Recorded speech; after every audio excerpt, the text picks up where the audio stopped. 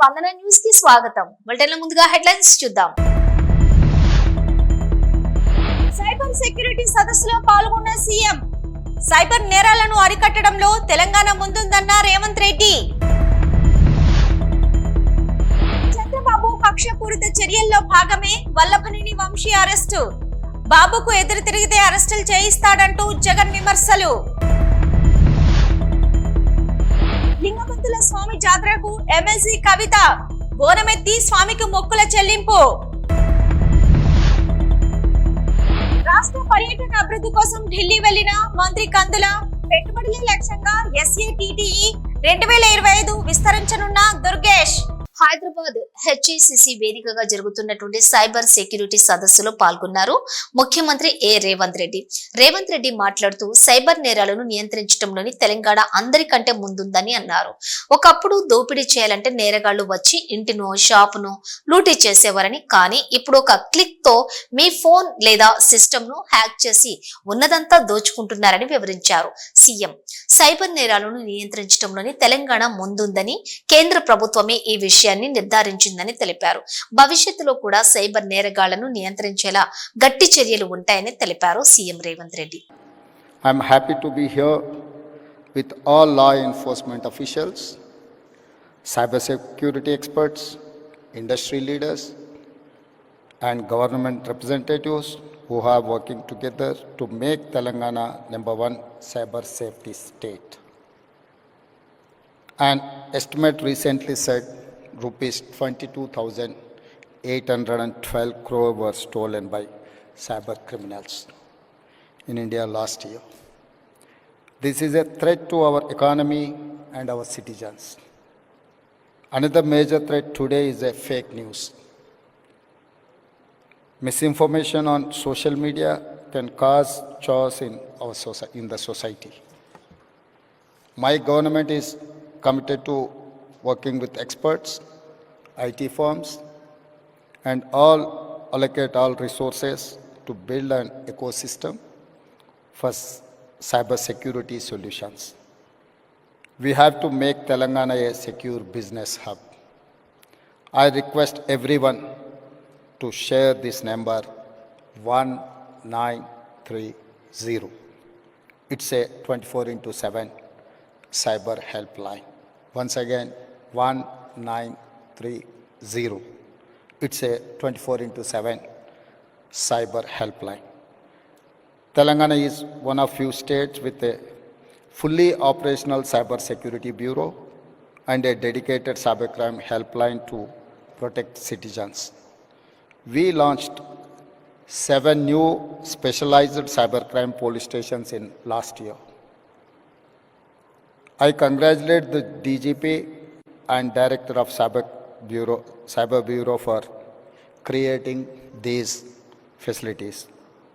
I congratulate DG CSB team for organizing this event, which will enable collaboration between police, academia, and experts.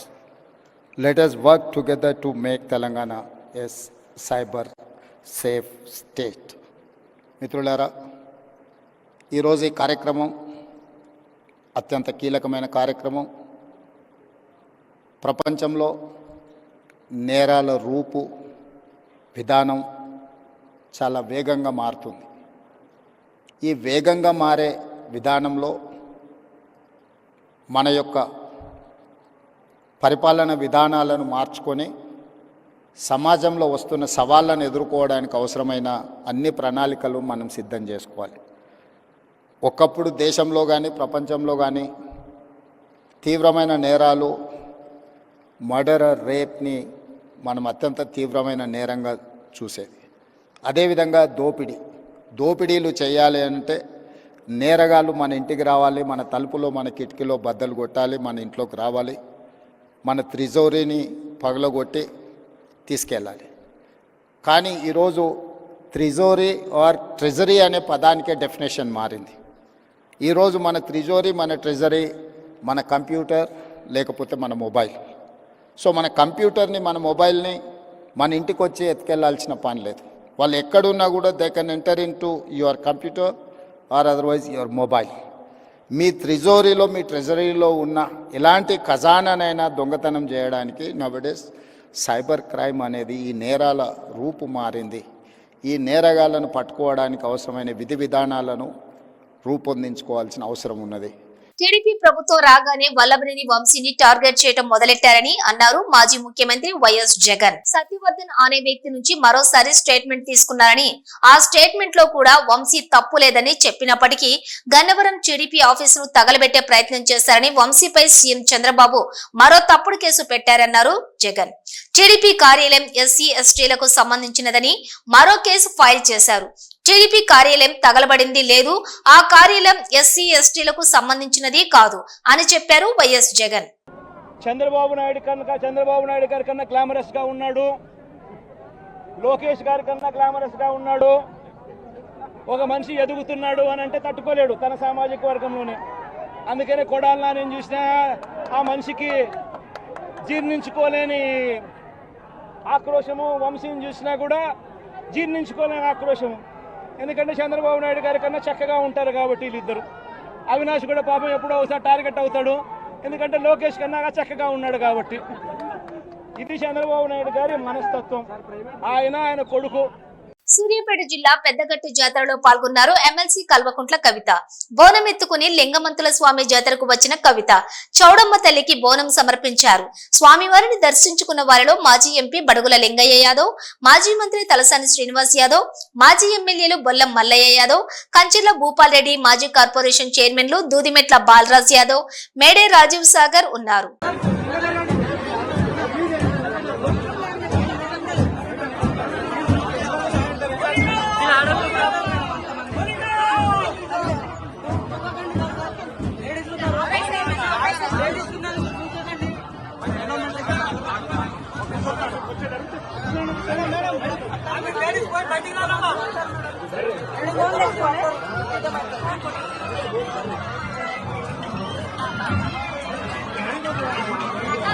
New Delhi పర్యటనలో రాష్ట్ర పర్యాటక సాంస్కృతిక cinematography మంత్రి కందుల దుర్గేష్ పర్యాటక రంగంలోని పెట్టుబడుల ఆకర్షణ కోసం న్యూఢిల్లీ వెళ్లారు. ఆంధ్రప్రదేశ్ పర్యాటక సాంస్కృతిక సినిమాటోగ్రఫీ ఫోటోగ్రఫీ శాఖ మంత్రి దుర్గేష్ రేపు ద్వారకా ఢిల్లీలోని యశోభూమిలోని జరిగే south Asia leading travel and tourism exhibition 2025 ప్రారంభోత్సవంలోని పాల్గొననున్నారు.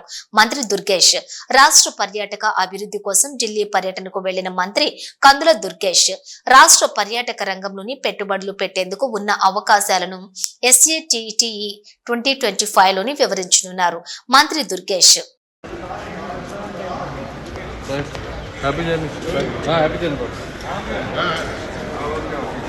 తెలంగాణలో ఇప్పుడు అందరూ బీజేపీ వైపు చూస్తున్నారని, బీజేపీతోనే అభివృద్ధి సాధ్యమని చేవెళ్ల ఎంపీ కొండ విశ్వేశ్వరరెడ్డి అన్నారు. సిద్దిపేట జిల్లా కేంద్రంలోని ఓ ప్రైవేట్ ఫంక్షన్ హాల్లో బీజేపీ ఏర్పాటు చేసిన మీడియా సమావేశంలో ఎంపీ పాల్గొని మాట్లాడారు.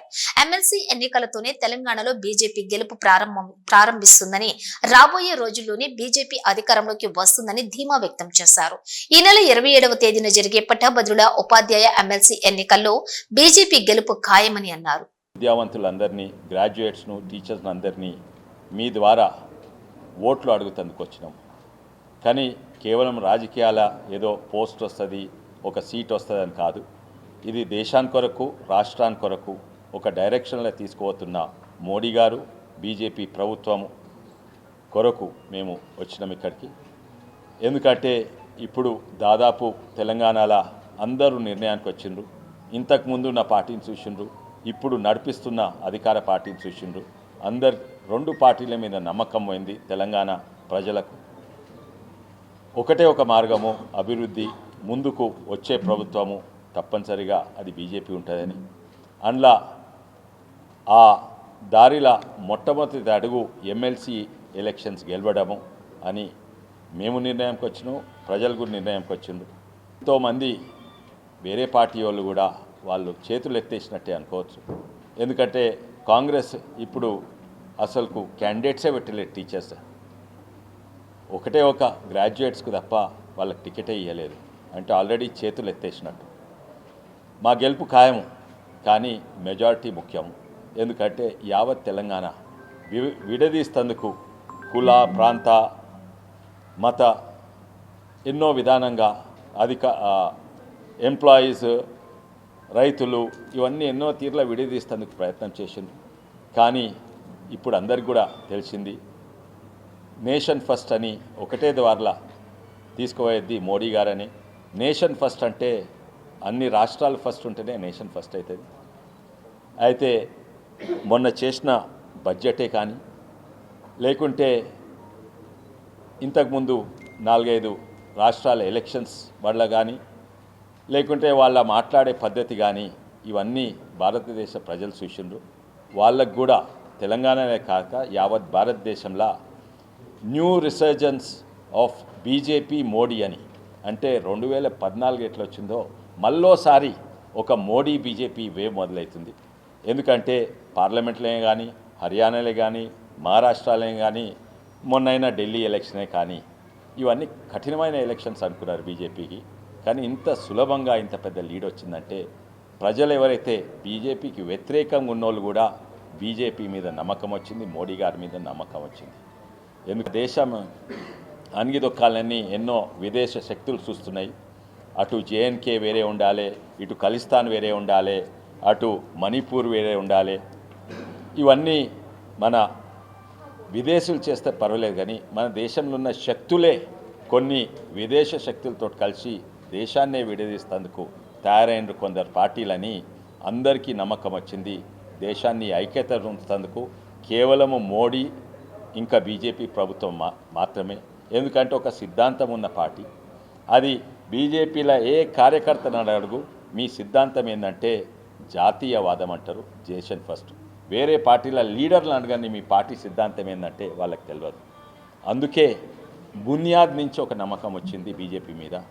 ఇది ఒకటే ఒక పార్టీ అదే సిద్ధాంతంతో అదే డైరెక్షన్ తోటి నడుస్తున్నది 2014 నుంచి. ఆ డైరెక్షన్లోనే ఇంకో అడుగు ఈ మొన్నైన బడ్జెట్. ఎందుకంటే బీఆర్ఎస్ పార్టీ మైనార్టీ ఆధ్వర్యంలో కేసీఆర్ జన్మదిన వేడుకలు బీఆర్ఎస్ పార్టీ మైనార్టీ సీనియర్ నాయకులు సయ్యద్ నయీం ఆధ్వర్యంలో తెలంగాణ ఉద్యమ సారథి కేసీఆర్ జన్మదిన వేడుకలను ఘనంగా నిర్వహించారు. కరీంనగర్లోని హౌసింగ్ బోర్డు కాలనీ అనాథాశ్రమంలో కేక్ కటింగ్ చేసి పండ్లు పంపిణీ కార్యక్రమాన్ని నిర్వహించారు.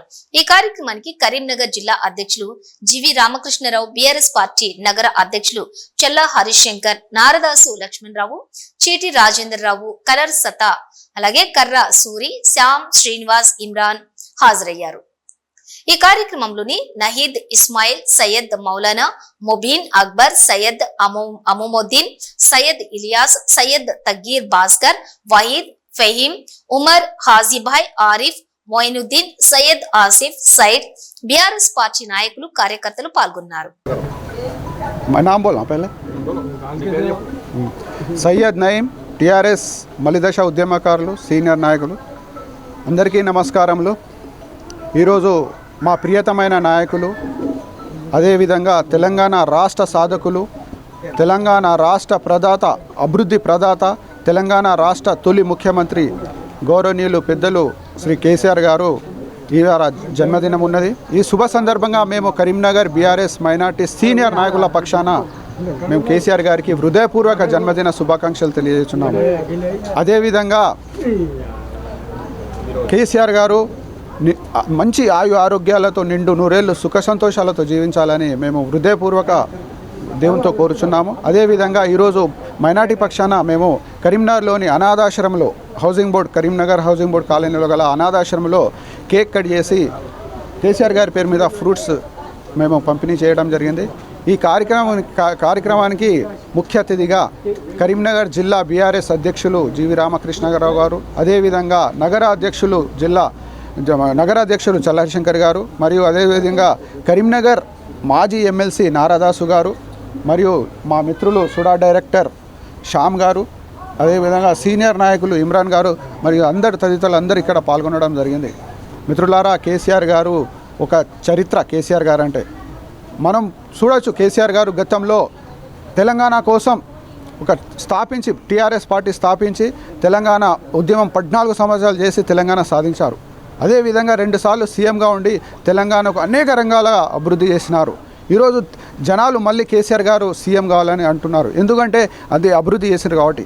ఒక మిషన్ కాకతీయ ఒక పథకం కింద ప్రతి ఊర్లో ప్రతి చెరువు నింపి సాగునీరు అందించారు. అదేవిధంగా మిషన్ భగీరథ కింద ప్రతి ఇంటికి నీరు అందించారు. అసలు ఎన్నో కార్యక్రమాలు పట్టణ ప్రగతి అని పల్లె ప్రగతి అని. కేంద్రం ప్రభుత్వం బడ్జెట్ కేటాయింపుల్లో కరీంనగర్ జిల్లాకు తీవ్ర అన్యాయం చేసిందని, కేంద్ర బడ్జెట్ కార్పొరేట్ శక్తులకు ఆదాని అంబానీలకు అనుకూలంగా ఉందని CPM, CPI, CPI ML new mass line జిల్లా కార్యదర్శులు మిల్కూరి వాసుదేవరెడ్డి, సిపిఐ నగర కార్యదర్శులు కసిరెడ్డి సురేందర్ రెడ్డి, జూపాక శ్రీనివాసులు విమర్శించారు. పార్టీ కేంద్ర కమిటీ పిలుపు మేరకు కేంద్ర ప్రభుత్వం ప్రజా వ్యతిరేక బడ్జెట్ కు నిరసనగా వామపక్ష పార్టీలు జిల్లా కమిటీల ఆధ్వర్యంలో తెలంగాణ చౌరస్తాలో నిరసన కార్యక్రమాన్ని నిర్వహించారు. ఈ సందర్భంగా కేంద్ర ప్రభుత్వానికి వ్యతిరేకంగా నినాదాలు చేశారు. వ్యవసాయ రంగానికి ఉపాధి హామీ పథకానికి నిధుల కోత విధించారన్నారు. ప్రభుత్వ సంస్థలను నిర్వీర్యం చేసి ప్రైవేటీకరణకు పెద్దపీట వేయాలని కేంద్రం చూస్తోందన్నారు. రైతులకు ఆహార రంగాలకు ఇచ్చే సబ్సిడీలో సైతం కోత పెట్టారని, బీమా రంగాన్ని ప్రైవేటీకరణ చేయాలని చూస్తోందన్నారు. ఉపాధి హామీ పథకాన్ని నిర్వీర్యం చేస్తోందన్నారు. తెలంగాణ నుంచి 8 మంది బీజేపీ ఎంపీలు, 2 కేంద్ర మంత్రులు ఉన్నా తెలంగాణకు చేసింది ఏమీ లేదని, రాష్ట్రానికి ఒక్క రూపాయి కూడా తేలేని అసమర్థులన్నారు. ఇక్కడ నుంచి ఎన్నికైన బీజేపీ ఎంపీ బండి సంజయ్ కేంద్ర మంత్రిగా ఉన్నప్పటికీ జిల్లాకు నిధులు తీసుకురావడంలో పూర్తిగా విఫలమైందన్నారు. తక్షణమే నిధులు తెస్తారా లేక రాజీనామా చేస్తారా ఆలోచించుకోవాల్సిన అవసరం ఉందన్నారు. ఈ నిరసన కార్యక్రమంలోని సిపిఎం పార్టీ జిల్లా కార్యదర్శి వర్గ సభ్యులు గుడికందుల సత్యం, జిల్లా కమిటీ సభ్యులు యు శ్రీనివాస్, ఎస్ సంపత్, ఎడ్ల రమేష్, కోనేటి నాగమణి, జి రాజేశం, పైడిపల్లి రాజు తదితరులు పాల్గొన్నారు. ఉత్పాదక రంగమైనటువంటి ముఖ్యంగా వ్యవసాయ రంగానికి కూడా నిధులు కోత విధించారు. ఎరువుల సబ్సిడీలో కోత విధించారు. అట్లాగే యువకులకు ఇలా పెద్ద ఎత్తున యువత నిరాశ నిస్పృహలో ఉంది. యువకులకు పరిశ్రమల్లో కానీ ఉద్యోగ అవకాశాల బడ్జెట్లో ఈ బడ్జెట్లో ఎలాంటి చూపటి పరిస్థితి ఉంది. ఈ తెలంగాణ రాష్ట్రం పైన కూడా పూర్తిగా సవత్తల్లి ప్రేమ చూపిస్తున్నటువంటి ఈ బీజేపీ ప్రభుత్వం దమన్ నీతిని ఎక్కడికెక్కడ ఎండగట్టాలని చెప్పేసి, అట్లాగే ఇక్కడ బండి సంజయ్ ఇక్కడ కేంద్ర మంత్రిగా ఉన్నాడు, కరీంనగర్ ప్రాతినిధ్యం వహిస్తున్నాడు. ఈ కరీంనగర్లో ట్రిపుల్ కానీ, ఐఐఎం కానీ, అట్లాగే కొత్తపల్లి మనోహరాబాద్ కానీ, కరీంనగర్ టు కాజీపేట రైల్వే లైన్లకు నిధులు తీసుకురావడంలో పూర్తిగా వైఫల్యం చెందాడు. నిధులు తీసుకొస్తాడా, రాజీనామా చేస్తాడా అని చెప్పేసి మేము ఈ సందర్భంగా డిమాండ్ చేస్తున్నాం. పేరుకు కేవలం హిందూ ముస్లిం రెచ్చగొట్టడం కాదు, ఇక్కడ మౌలిక పరిస్థితులు ప్రజలకు అనుగుణంగా ఉండాలి, ప్రజల బతుకు బాగు కోసం ప్రయత్నం చేయాలి తప్ప ఇలా మతాల విద్వేషం పెట్టి రాజకీయాలను చేయడం మానుకోవాలని చెప్పి ఈ సందర్భంగా నిధులు పలుకుతున్నాం. ఇప్పటికైనా కేంద్రంలో ఉన్నటువంటి బీజేపీ ప్రభుత్వం ఈ తెలంగాణ రాష్ట్రానికి అలా ముఖ్యంగా కరీంనగర్కు అధిక నిధులు తీసుకురావాలని చెప్పేసి, ఆ రకంగా నిధులు తీసుకొచ్చేంత వరకు కూడా ఈ బీజేపీ నాయకులను ఎక్కడికక్కడ నిలదీయాలని చెప్పేసి ఇలా పౌర సమాజానికి కూడా పిలుపునిస్తాం. అట్లాగే రేపు భవిష్యత్ కాలంలో కూడా బీజేపీ దమన్ నీతిని ఎక్కడికక్కడ వామపక్ష పార్టీల ఆధ్వర్యంలో ఎండగడదామని చెప్పేసి ఈ సందర్భంగా తెలియజేస్తున్నాం. వాసుదేవరెడ్డి, సిపిఎం జిల్లా కార్యదర్శి. గత కొంతకాలంగా ప్రజలకు మీడియాకు దూరంగా ఉన్న కొడాలి నాని ఇటీవల అరెస్ట్ అయిన వల్లభనేని వంశీని పరామర్శించడానికి వచ్చారు. ఓ ఛానల్ రిపోర్టర్ అడిగిన ప్రశ్నలకు తనదైన శైలిలో సమాధానం ఇచ్చారు కొడాలి నాని. అంతకుముందు చాలా యాక్టివ్ గా ఉండేవాళ్ళు, బాగా మాట్లాడేవాళ్ళు, కమెంట్స్ గవర్నమెంట్ లో ఉన్న యాక్టివ్ ఇప్పుడు ఏం చేయాలి? భయపడుతున్నారా ఇప్పుడు? దేనికి? గవర్నమెంట్ లో లేనందుకు మాట్లాడితే ఏమైనా అరెస్టులు చేస్తారేమో అని. కాదమ్మా, నీ ఉద్యోగం పీకేసిన కూడా యాక్టివ్గా ఉంటావు, మైక్ పట్టు తిరుగుతావా? ఇప్పుడు నీ ఉద్యోగం పీకేశారు అనుకో, మైక్ అట్టు తిరుగుతావా? మా ఉద్యోగం పీకేశారు కదా, ఇప్పుడు ఏం చేయము యాక్టివ్గా. వంశీ అరెస్ట్ ఎలా చూస్తారు? అరెస్ట్ లాగానే చూస్తున్నామ్మా. ఉమ్మడి కరీంనగర్, నిజామాబాద్, ఆదిలాబాద్, మెదక్ జిల్లాల పట్టాభద్రుల ఎమ్మెల్సీగా నరేందర్ రెడ్డిని అధిక మెజారిటీతో గెలిపించాలని బీసీ కాంగ్రెస్ జిల్లా సెల్ అధ్యక్షులు పులి ఆంజనేయులు గౌడ్ పేర్కొన్నారు. మంగళవారం ఏర్పాటు చేసిన కరీంనగర్ ప్రెస్ క్లబ్ లో మీడియాతో మాట్లాడుతూ కాంగ్రెస్ ప్రభుత్వం అమలు చేసిన 6 గ్యారంటీల ఎమ్మెల్సీగా కాంగ్రెస్ అభ్యర్థి నరేందర్ రెడ్డిని అధిక మెజారిటీతో గెలిపించాలని కోరారు. పులి ఆంజనేయులు గౌడ్, జిల్లా Congress BC cell chairman, Congress party MLC అభ్యర్థిగా ఆల్ఫోర్స్ అధినేత ఉట్కూరి నరేందర్ రెడ్డి గారికి ఉమ్మడి జిల్లాలకు సంబంధించినటువంటి పట్టభద్రులంతా కూడా నిర్ణయం తీసుకున్నారు. నరేందర్ రెడ్డి గారి గెలుపు ఖాయమైపోయిందని చెప్పడానికి నిదర్శనమే ఈరోజు ఈ ప్రెస్ మీట్. కేవలం కాంగ్రెస్ పార్టీ 6 గ్యారంటీలను పార్టీ అధికారంలోకి వచ్చిన వెంటనే అమలు చేసినటువంటి ఘనత ఈరోజు కాంగ్రెస్ పార్టీకి దక్కింది. మహిళలకు, వ్యవసాయానికి, విద్యార్థులకు ప్రతి ఒక్కరికి కూడా 6 గ్యారంటీలతో న్యాయం చేసిన పార్టీ ఈరోజు కేవలం కాంగ్రెస్ పార్టీ మాత్రమే. అధికారంలోకి వచ్చిన సంవత్సరం లోపు నిరుద్యోగ యువతీ యువకులకు 56,000 ఉద్యోగాలు ఇచ్చి నిరుద్యోగాన్ని దూరం చేసినటువంటి ఘనత ఈరోజు కాంగ్రెస్ పార్టీకి దక్కింది. కాబట్టి దయచేసి పట్టభద్రులారా, బీఆర్ఎస్, టీఆర్ఎస్, బీజేపీ 2 పార్టీలు కూడా ఒక్కటై కేవలం అభ్యర్థిని కూడా పెట్టుకోలేని పరిస్థితిలో ఈరోజు టీఆర్ఎస్ పార్టీ బీజేపీకి సపోర్ట్ చేస్తుంది. కాబట్టి ఆ 2 పార్టీలు ఒక్కటైనాయి. దయచేసి పట్టభద్రులందరూ కూడా ఆలోచన చేయాల్సినటువంటి అవసరం ఆసన్నమైంది. ఖచ్చితంగా కాంగ్రెస్ పార్టీ అభ్యర్థికి మీరందరూ కూడా, గ్రాడ్యుయేట్స్ అందరూ కూడా తెలివైన నిర్ణయం తీసుకొని నరేందర్ రెడ్డి గారి గెలుపుకు కృషి చేయాల్సిందిగా మేము పిలుపునిస్తూ ఉన్నాం. బీసీలకు సంబంధించినటువంటి పార్టీ కాంగ్రెస్ పార్టీ అధికారంలోకి వచ్చిన వెంటనే మంత్రి పొన్నం ప్రభాకర్ గారు, ముఖ్యమంత్రి రేవంత్ రెడ్డి గారి ఆధ్వర్యంలో బీసీ కులగణన చేసి చారిత్రాత్మక నిర్ణయం తీసుకొని బీసీలకు సంబంధించినటువంటి అంశం మీద స్పష్టమైనటువంటి వైఖరితో ఉందని చెప్పడానికి మొన్న జరిగినటువంటి అసెంబ్లీలో తీర్మానం కానీ, అదే సబ్ కమిటీ కానీ, దేశం మొత్తం లోపల 28 రాష్ట్రాల్లో బీసీలకు సంబంధించినటువంటి తెలంగాణ రాష్ట్రంలో కాంగ్రెస్ పార్టీ మాత్రమే అభ్యున్నతికి తోడ్పడుతుందని చెప్పడానికి నిదర్శనం కాంగ్రెస్ పార్టీ. అదేవిధంగా ఒక చిన్న స్థాయి నుండి ఈరోజు ఆల్ఫోర్స్ విద్యా సంస్థలనే ఉత్తర తెలంగాణలోనే తలమానికం చేసి దేశానికి పరిచయం చేసినటువంటి వ్యక్తి నరేందర్ రెడ్డి గారు.